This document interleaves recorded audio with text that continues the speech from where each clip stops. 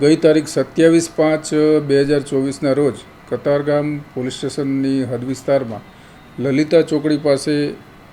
એક અજાણ્યા ઈસમ સાથે મારામારીનો બનાવ બનેલો હોવાની પોલીસ સ્ટેશન ખાતે સ્મીમેર હોસ્પિટલથી જાણ થતાં પોલીસે આ અંગેની કાર્યવાહી હાથ ધરેલ. આ મારામારીમાં ઈજા પામનાર અજાણ્યો ઈસમ કે જે સ્મીમેર હોસ્પિટલમાં સારવાર દરમિયાન મરણ ગયેલ તેની પોલીસે ગણતરીના કલાકોમાં ઓળખ પ્રસ્થાપિત કરી તે શ્યામલાલ ઉર્ફે સમર્થ નાનુરામ ઠાકુર નામની વ્યક્તિ હોવાની ઓળખ પ્રસ્થાપિત કરેલ અને સાથે આ ગુનાના કામે સંડોવાયેલા 3 આરોપીઓ સોહનસિંહ માંગીલાલ સિસોદિયા, રાહુલ સંજય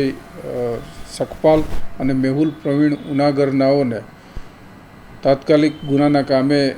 ધરપકડ કરી આગળની કાર્યવાહી હાથ ધરેલ છે.